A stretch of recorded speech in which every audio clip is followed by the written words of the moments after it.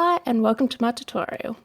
I begin by sketching in the pupil of the eye with a black Polychromos pencil, and I work around the shadows of the eye, making sure I get the shadows in under the lid. I then start working around the scales along above the eye and getting in the dark crevices and making sure that they're all in place so that I don't lose the lines when I start colouring in. It's important to make sure you know where all the crevices are and don't have to try and sketch them in later. For this tutorial, I'm using a small sheet of paper. It's 11 centimeters by 11 centimeters. This is so that I can do a quick study so it doesn't take endless hours to do, and I can actually be able to make it into a tutorial that other people can also work on. I find that the larger pieces can get a bit overwhelming, so it's good to start on small things, especially when you're just practicing. Once I've finished putting in the shadow crevices, I start colouring in the iris of the eye. I start with the different yellow browns and work through the different layers, building up the colours in the shadows. And then I blend it out using Zest It with a brush. I then do more light layers on top of this to build up the intensity of the colour that I'm looking for. And I also put down some white luminance pencil to make the area around the pupil quite vibrant. After I finish working on the iris, I move on to the background.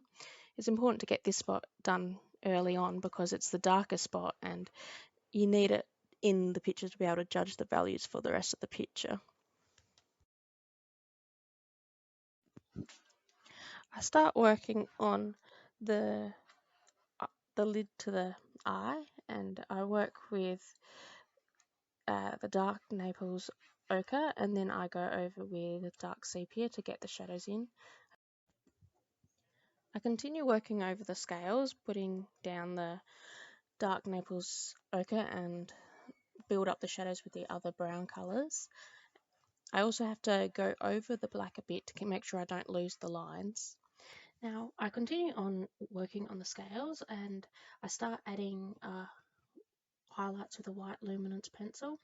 The white luminance pencil is very opaque, so I'm able to put a lot of highlights in and they show up really well. I go down to the scales on the side and I pretty much repeat the process. It's quite a simple one when you get the hang of it. You just do the same thing over and over for all these scales because they're all fairly similar in colour and it works quite well. I am making sure that on the black areas I do keep quite a harsh line on some of the shadows, and that's because the edge of the scale does have quite a harsh line, and that makes the white next to the black makes it stand out a lot better, which makes the scale look quite realistic. Now moving on towards the scales near the eye, I start working on the scales near the eye. I continue doing what I've been doing, which is layering with the dark Naples ochre and going through the shadows with the dark sepia. I also put like green gold in on the shadows to give it a bit of a deeper shadow before going through with the white luminance to bring out the highlights on the scales. I then go through to the lid, the lower lid, and continue doing that.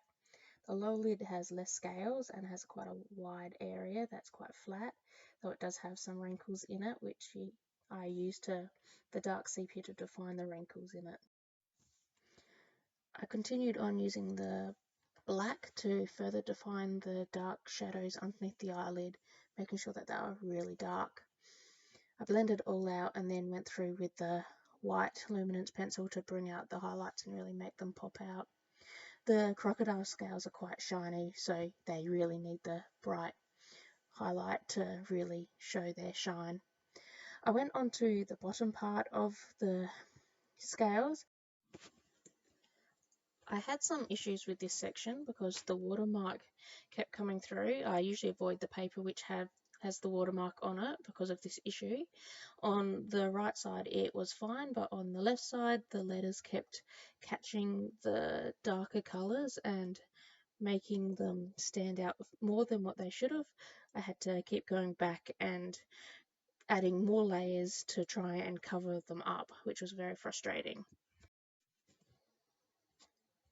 I used dark sepia, black and white luminance pencil to add extra layers and try and add a bit more texture in that spot to hide the letters. I then went through with the white luminance and put the highlights in all the scales along that bottom section to make them really pop out. And also went through with the black pencil, making sure that the shadows were quite dark and contrasting to the white. I then went through at the top section, the last part of scales, and pretty much a rinse and repeat of the other ones. The only difference is that the very top scales are quite flat. There's not a lot of depth to them. That's because they're further back on the head. I used the white luminance pencil to bring the highlights and to make that more obvious. I then finish off on the background. It was going to be a rock, but I decided that it didn't look right, so I made it all black. I then go through on the eye and just pull out the rest of the highlights and make it a lot more vibrant. Thank you for watching my tutorial. If you want to purchase the kit, it's available on my website. The link will be below. Thank you for watching.